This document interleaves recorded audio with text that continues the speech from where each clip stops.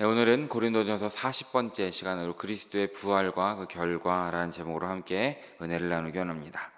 지난 이 15장 12절에서 19절 말씀을 보면 사도 바울은 그리스도의 부활이야말로 이 기독교 신앙과 선교의 근거다라는 것을 강력하게 보여주었습니다. 그래서 이렇게까지 강력하게 주장하는 것은 당시 일부 고린도 교인들 가운데에는 죽은 자의 부활을 믿지 않으므로 복음을 모두 변질시키는 사람들이 있었기 때문에 이렇게까지 강하게 주장했던 것입니다. 그러다 보니까 바울의 말은 좀 과격했습니다. 19절을 우리가 좀 기억해 보면 그리스도께서 부활하지 않으시고 그리스도인들도 부활하지 않는다면 그리스도인들이야말로 헛된 소망을 품은 채 세상을 살아가는 이 땅에서 가장 불쌍한 사람들이다 라고까지 이야기했던 것입니다. 그런데 오늘 본문 20절부터 말씀을 보면 다시금 바울의 어조가 좀 차분해집니다. 그러면서 부정적인 말보다는 긍정적인 말을 통하여서 고린도 교인들을 다시금 설득하는 장면을 우리는 보게 되는 것이죠. 그래서 오늘 말씀을 통해서 그리스도의 부활과 그 결과를 다시 한번 깨달으시고 그 믿음을 가지시는 우리 모두 되시기를 진심으로 바라겠습니다. 우리 20절의 말씀을 다시 한번 함께 읽어보기 원합니다. 함께 읽습니다. 그러나 이제 그리스도께서 죽은 자 가운데서 다시 살아나사 아멘.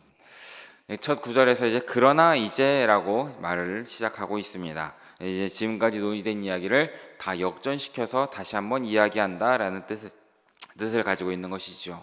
이제부터는 예수님께서 그리스도께서 부활하지 않으신 이야기가 아니라 확실하게 그리스도께서 부활하셨다는 사실에 근거해서 이야기를 시작할 것이다 라고 말씀하고 있는 것입니다.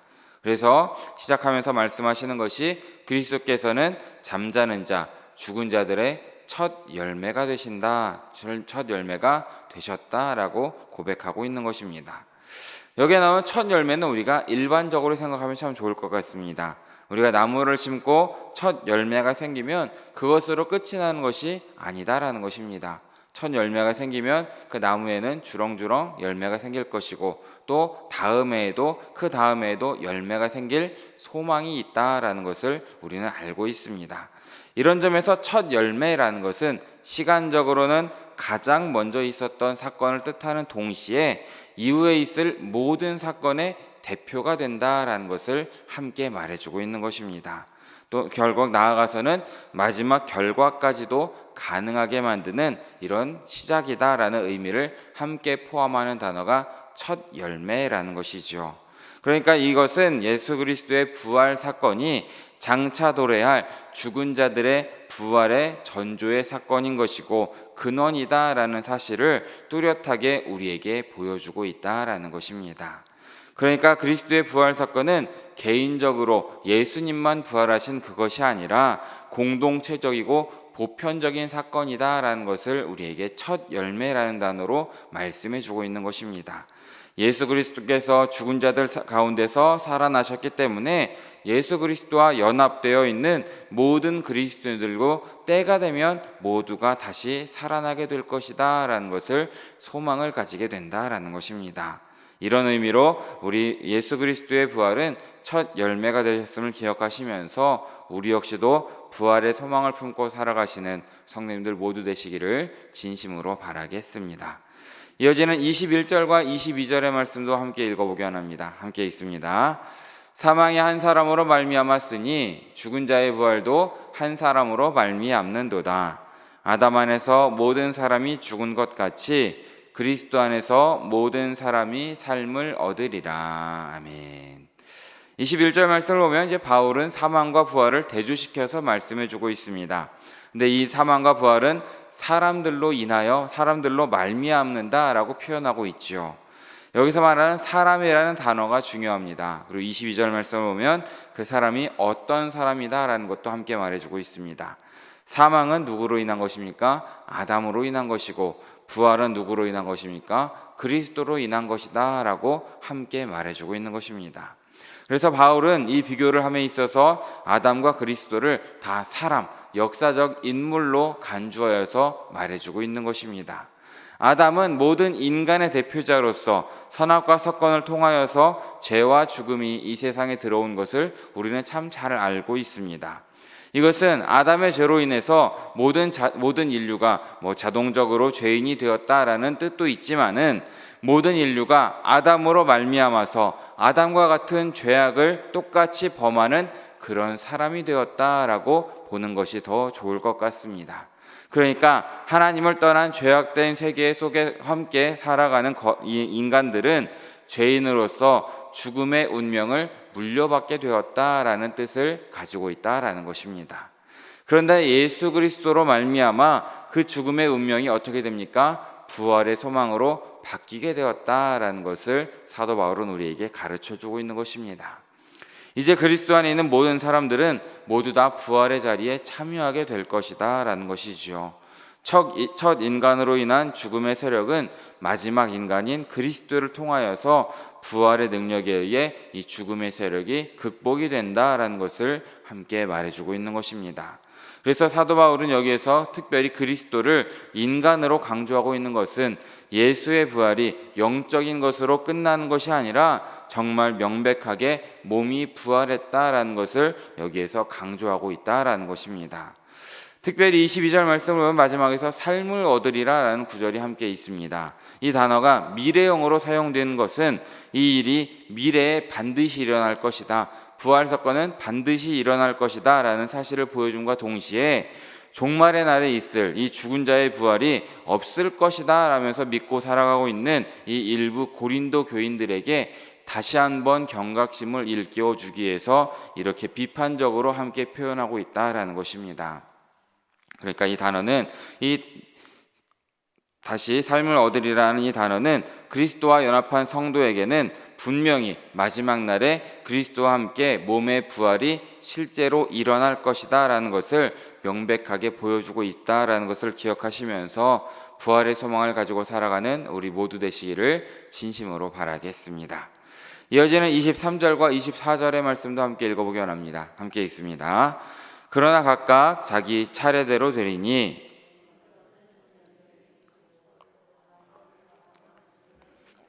그리스도에게 속한 자요, 그 후에는 마지막이니 그가 모든 통치와 모든 권세와 능력을 멸하시고 나라를 아버지 하나님께 바칠 때라. 아멘. 이제 23절 말씀을 보면은 이제 22절의 후반절에 나와 있는 삶을 얻으리라라는 말씀으로 이제 모든 사람이 삶을 얻게 될 텐데 그 순서를 함께 말해주고 있습니다. 차례대로 된다라고 말하고 있는 것이죠. 부활은 차례대로 될 것입니다. 시간적인 순서와 규범에 따라 진행이 된다라는 것입니다.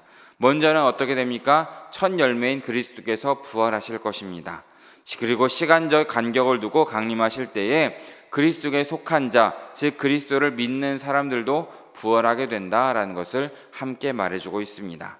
그리고 24절을 보면 이제 그리스도의 강림 후에 그리스도를 믿는 사람들까지도 부활을 하게 된다면 그 후에는 마지막으로 세상에는 종말이 올 것이다 라는 것을 함께 말해주고 있는 것입니다.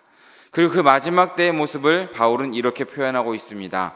그리스도가 하나님 아버지께 하나님의 나라를 드림과 동시에 모든 통치와 모든 권세와 모든 능력을 다 심판하시고 멸망시키실 것이다 라고 함께 표현하고 있는 것입니다. 여기에 언급되어 있는 모든 통치, 권세, 이 능력, 이것들은 하나님을 적대시하고 스스로를 지배하려는 욕구를 가진 하나님을 적대하는 세력들을 표현하고 있다라는 것입니다.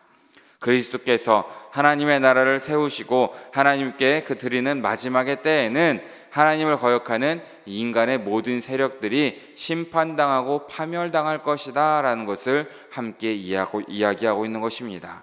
그리고 모든 역사의 목표로서 그때가 되면 구원의 역사가 마무리되고 하나님의 영원한 통치가 계속된다라는 것을 우리는 말씀 가운데 깨달으시면서 그날을 기대하고 기다리고 기도하며 살아가는 우리 모두 되시기를 진심으로 바라겠습니다. 이어지는 25절의 말씀을 보면 그가 모든 원수를 그 발 아래에 둘 때까지 반드시 왕노릇한다 라고도 말씀하십니다. 여기서 사도 바울은 반드시라는 표현을 씀으로써 하나님의 계획한 모든 사건은 분명히 이루어질 것이다 라고 주장하고 있는 것입니다. 하나님을 적대하는 세력들은 그리스도를 통하여서 다 멸망을 당할 것이고 그리스도가 때가 되면 마침내 모든 것을 다스릴 것이다 라고도 함께 말씀하고 있는 것입니다. 마지막에 멸망받을 원수까지도 말씀하고 있습니다. 우리 26절의 말씀을 함께 읽어보겠습니다. 맨 나중에 멸망받을 원수는 사망이니라. 아멘. 여기서는 아까 말씀드렸던 인간의 세력과 함께 마지막에는 멸망의 대상 중에는 사망 자체까지도 멸망의 대상이 된다라고 말씀하고 있는 것입니다. 이것은 그리스도에게 속한 사람들도 더 이상은 죽음의 세력에 들어가지 않는다라는 것을 밝히고 있는 것입니다. 하나님께서 예수 그리스도를 죽은 자 가운데서 부활하게 하신 이유는 마지막 원수인 사망까지도 심판하시고 멸망시키기 위해서 이것을 부활하게 하셨다라는 것을 밝히고 있는 것입니다. 여기서 사망은 인격화되고 있습니다. 그것은 사망 역시도 죄와 사탄처럼 인간을 억압하는 존재이기 때문입니다. 그러나 그날이 오면 사망은 더 이상 그리스도를 향해 세력을 지닌 존재가 안 된다라는 것입니다. 부활하신 그리스도에 의해서 지배권을 행사할 수도 없는 것이고 그리스도의 안에 있는 사람들도 하나님의 사랑에서 끊을 수 없게 된다. 그때가 되면 사망도 다 멸망당할 것이다 라고 강조하여 우리에게 말씀해주고 있는 것입니다. 하지만 그럼에도 불구하고 우리가 기억할 것은 세상 끝날까지는 이 죽음이라는 것이 그리스도인들에 대하여는 세력을 행사할 것이다 라는 것입니다.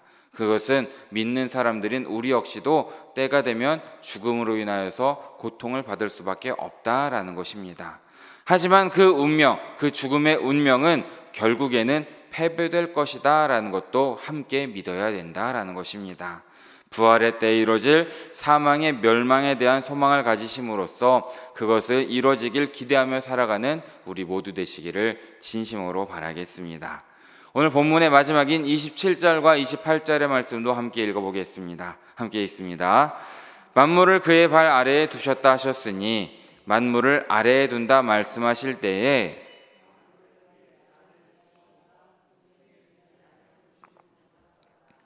만물을 그에게 복종하게 하실 때에는 아들 자신도 그때에 만물을 자기에게 복종하시니에게 복종하게 되리니 하나님이 만유의 주로서 만유 안에 계시려 하심이라. 아멘. 이 27절에 나와 있는 만물을 그의 발 아래 두셨다 이 말씀은 시편 8편 6절을 인용하고 있습니다. 시편 8편 6절을 보면 주의 손으로 만드신 것을 다스리게 하시고 만물을 그의 발 아래에 두셨다라고 고백하고 있습니다. 이것은 하나님께서 인간에게 주신 이 모든 것에 대해서 감사와 찬양을 하고 있는 시편입니다. 그래서 여기 시편 8편에 나와 있는 이 그의 발 아래라는 것은 인간의 주권을 말하고 있는 것인데 오늘 본문에서는 이 고린도전서 15장에서는 시편의 말씀을 바울이 인용함으로써 그리스도의 주권을 밝히고 있는 것입니다. 만물이 그리스도의 발 아래에 있다라는 것을 말해주고 있는 것입니다. 그래서 그리스도께서 만물을 다스리는 분이다라는 것을 함께 말씀하고 있는 것이죠. 그런데 이 말씀에서 우리가 주의해야 할 것은 만물을 그의 아래에 두신 이는 그 중에 들지 않는다라는 것입니다. 이 만물을 그의 아래에 두시니 이분은 바로 하나님이라는 것을 우리는 기억해야 되는 것이죠. 하나님께서는 어떤 복종의 범주에도 들지 않는다라는 것입니다. 그래서 28절 말씀을 보면 아들인 그리스도께서 마지막 때에 하나님께 복종하심으로 하나님 나라의 전권이 오직 하나님께로 돌아가게 된다라는 것을 함께 밝히고 있는 것입니다. 하나님께서 만물을 아들인 그리스도의 발 아래에 굴복시킨 후에는 아들도 이 모든 것을 가능하게 하신 아버지 하나님께 순종하게 되고 복종하게 된다라는 것을 함께 이야기하고 있는 것이죠. 아들은 아버지께 순종을 바치는 것이고 아버지는 아들에게 사랑을 베푸시는 장면이 27절과 28절의 말씀이다라는 것입니다. 그리고 바로 그때에 하나님께서는 만유의 주인으로서 만유 가운데 존재하시게 될 것이다 라는 것을 함께 말하고 있습니다. 그때에는 하나님의 새 창조가 완성된다라는 것도 함께 우리는 믿어야 되는 것이죠. 그래서 사도 바울은 로마서 11장 36절에서 이렇게 하나님의 새 창조를 찬양하고 있습니다. 함께 마지막으로 읽어보겠습니다. 이는 만물이 주에게서 나오고 주로 말미암고 주에게로 돌아감이라. 그에게 영광이 세세 있을지어다. 아멘. 이런 하나님의 나라가, 이런 새 창조가 속히 오심을 기대하고 소망하시는 우리 모두 되시기를 진심으로 바라겠습니다. 말씀을 정리합니다. 사랑하는 여러분, 그리스도의 부활은 모든 죽은 자들의 몸의 부활을 알리는 첫 열매가 되심을 기억하시기 바랍니다. 죽은 자들의 부활은 아직 완성되지 않은 그런 미래에 속한 일이긴 하지만 그리스도의 부활을 통하여서 모두 다 부활할 것에 대한 약속이고 소망의 근거가 된다라는 것입니다. 또한 그리스도의 부활과 함께 시작된 하나님 나라의 궁극적인 승리 역시도 그때의 역사의 종말에 나타나게 됨도 함께 믿으시기 바랍니다. 그때가 되면 모든 적대적인 원수들은 그리스도의 발 아래에 무릎을 꿇게 될 것입니다. 그리고 새로운 하늘과 새 땅의 궁극적인 창조 역시도 함께 이루어질 것입니다. 그때에 죄와 죽음의 세력들은 멸망할 것이고 화해와 생명의 역사가 나타날 것이고 진리와 자유와 사랑의 세계가 온전하게 열릴 것을 함께 믿으시고 소망하시는 우리 모두 되시기를 진심으로 바랍니다. 그러므로 우리 사랑하는 성도님들 모두가 오늘 이 말씀을 마음에 새기시고 새로운 한 달을 준비하시면서도 부활의 소망, 하나님 나라의 소망을 함께 가지심으로써 하루하루를 믿음으로 살아가시고 믿음으로 이기면서 살아가시는 우리 모두 되시기를 진심으로 바라고 축원합니다. 함께 기도하겠습니다. 사랑해 주님 너무나 감사합니다. 오늘 새벽에도 함께 나와서 다시 한번 주님께 예배하고 주의 말씀을 들을 수 있도록 인도하여 주심에 너무나 감사드립니다. 주님, 우리가 오늘 말씀을 통하여서 우리 모두가 주님의 부활을 다시 한번 더 굳게 믿을 수 있는 믿음을 우리에게 허락하여 주시옵소서. 말씀 가운데 우리에게 주시는 이 부활의 비밀, 복음의 비밀을 잘 깨달을 수 있도록 인도하시고 그때가 되면 우리 역시도 부활할 것이라는 소망을 가지고 살아가는 우리 모두의 삶이 될 수 있도록 주여 붙들어 주시옵소서. 그렇게 그 부활의 주님을 믿지 않은 많은 사람들에게도 전하는 우리 모두 될 수 있도록 주님께서 함께하여 주시옵소서. 모든 말씀, 우리의 모든 것 되시는 예수 그리스도의 이름으로 기도드립니다. 아멘.